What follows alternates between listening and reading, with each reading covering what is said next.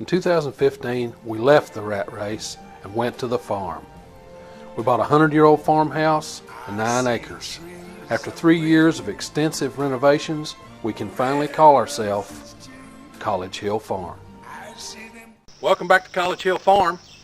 I'm Joel, and today we're talking about hoes.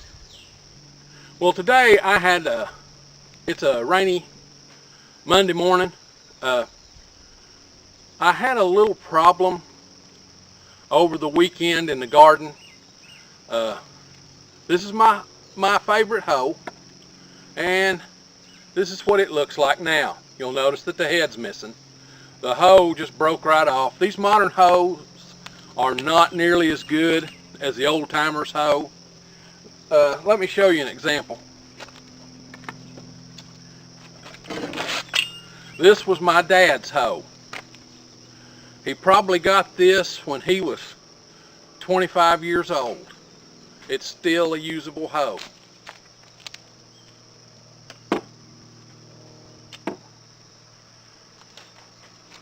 This was my mom's hoe. She probably had it from the time she was a kid. You'll notice it only comes up to about here on me. If you put it in the ground, you got to bend over to work with it. But she didn't have to bend that much because Mom was only up to about here on me. And here was Mom's hoe. She probably had it from the 30s. Still got a handle on it, still usable. It's a little rusted out. Not going to last too much longer, but you want to know something? I'll hang on to it. Now this hoe, do we use it any? No, it just has sentimental value for me. But Mom's hoe and Dad's hoe, we still use. You know, Crystal's shorter than me. This hoe is just fine for her. But you can see, look at the tip here. See how it is? Bent up. It's time that it needs to be adjusted, so we'll have to work on that. Now, I went out yesterday. Well, I'll show you my next favorite hoe. This is almost my favorite hoe.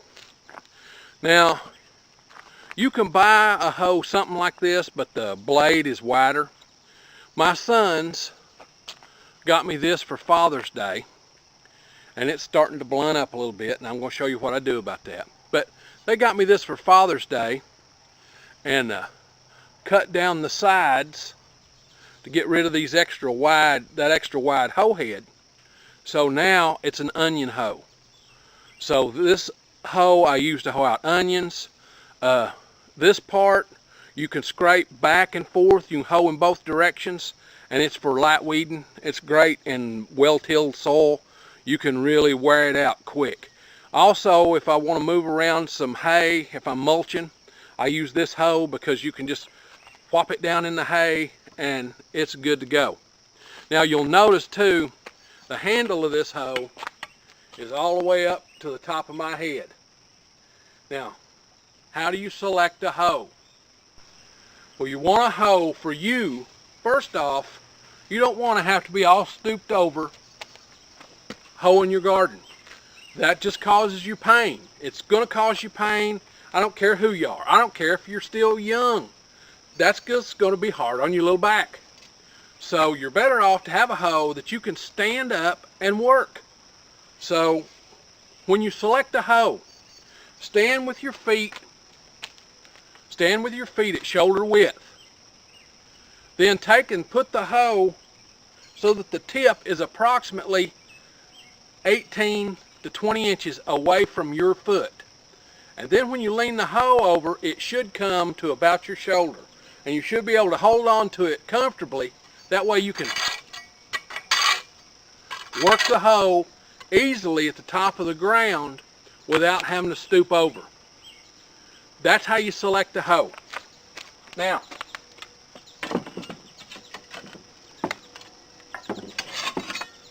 this hoe I've had since we were a kid, and we use this hoe you can see what we use it for.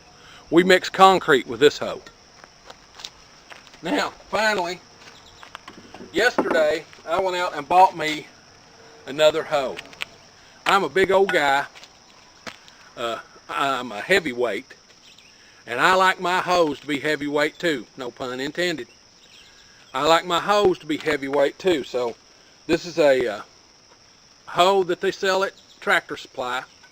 It's called Groundworks. Now, at 18 inches away, it's comfortable. It's a little above my shoulder, and the hand grip is in the right spot for me to hold on to it, so I can just scrape the ground without ever having to bend over. That's what you want in a hoe. But when you buy the new hoe, what you need to pay attention to, this hoe is blunt on the tip. Okay? So you'd work this hoe, you could work it, but what you're going to do, what you're going to wind up doing is you got to dig a lot because the tip of this hoe is blunted. Well, we're going to take care of that, and I'm going to show you how. Here we are in my messy shop. Please look over. It's been a tough spring. When you use a grinder to sharpen stuff, and I suggest that everybody have a little pedestal grinder. I've just got a little half horsepower, 3/8 horsepower pedestal grinder. It's perfect for sharpening tools like mowing blades and hoes and sling blades and things like that. It's perfect for that. It's not so much grinder that it's as dangerous as a large pedestal grinder, and I'll talk about that in just a second.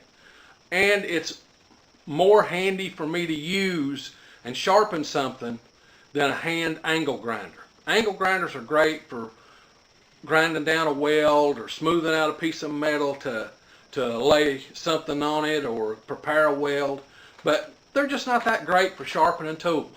A little pedestal grinder, which I've just got a little one, is exactly the tool you want. But let's talk about safety for a minute. Before you use a pedestal grinder of any size, whether it's a great big one or a little bitty one, don't wear gloves. Gloves are the way to lose hands. Pedestal grinders are turning at high RPMs, and they have a lot of momentum. That means that they will keep coasting even after they stop, even after you turn the electric off. So be prepared to keep your hands away. If you've got long sleeves that are too long, my sleeves won't come down to my hands, so I don't have to worry about that. But if you've got sleeves that'll come over your hands, roll them babies up. Don't have gloves around a pedestal grinder. If it catches your glove, it's going to jerk your hand in there, and you're going to lose fingers. Grinder accidents are probably the #1 accidents in industrial areas, so be prepared for that. Second, if you're going to use a grinder of any kind, whether it's a hand grinder or a pedestal grinder, you need to have a face shield. A whole face shield, not just a set of safety glasses with some wings. This thing puts out all kinds of grit. Okay, so when it's putting out grit, you want your face shield to come all the way below your chin. You want it to come all the way below your chin so that you're going to keep out any of the stuff that's coming. Now, it should also have a top that comes down and covers the top of your head. If it doesn't come all the way down to your chin, then you haven't got these adjusted correctly. You need to adjust them so that it comes all the way down to the level of your chin. So when you put your head down, it's basically touching your chest. That way, when you're grinding, nothing can get in from the sides, the top, or the bottom, because you've only got 2 eyes, and you don't want to have to go to the doctor for him to get a magnet to take the metal out of your eyes. So let's get started. I'm going to show you how to grind down the hoe, and then we'll go from there. Okay, here's my pedestal grinder. It's just a small one. It's a little Black & Decker. It's not expensive, but it will damage you. So Keep your hands away from this area when it's in operation. Unplug it to change anything on it ever. So we're going to go ahead and start grinding this hoe and let you see how to grind. Make sure you have on your face shield and no gloves. And I'll get started. And you want to hone the edge of that hoe until it's sharp as a knife.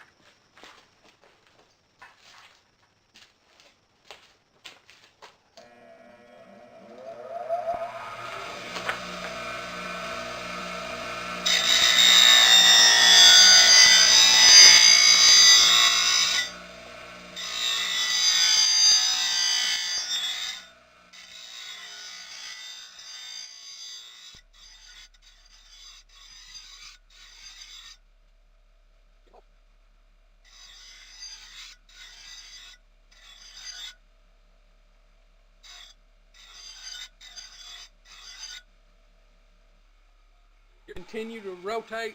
If your fingers are in there, it continues to rotate too. Alright. Now, here's my hoe. Here's the tip that I've ground down. This is sharp as a knife blade. You can feel it. You can't shave with it, but it's sharp. And that will make it easy to cut the weeds around your plants. Okay, while I was at it, I went ahead and sharpened all the hoes, not just the new one I bought. Every year or two, you should get your hoes out and sharpen them up. Sharpen my favorite onion hoe. Here you can see where I've sharpened the tip of it. That's almost enough to cut you when you put your fingers on it. Not hardly, but almost. I like to have a good sharp hoe because that lets you rake across the top of the dirt without having to dig. You can just rake across the top of the dirt. The weeds get gone. Alright. I'd like to thank you for visiting with us at College Hill Farm today. I hope you found our videos entertaining and or informative. If you did, please like, share, subscribe, and comment on both Facebook and YouTube. Until then, I'll see you in the next video. Bye-bye.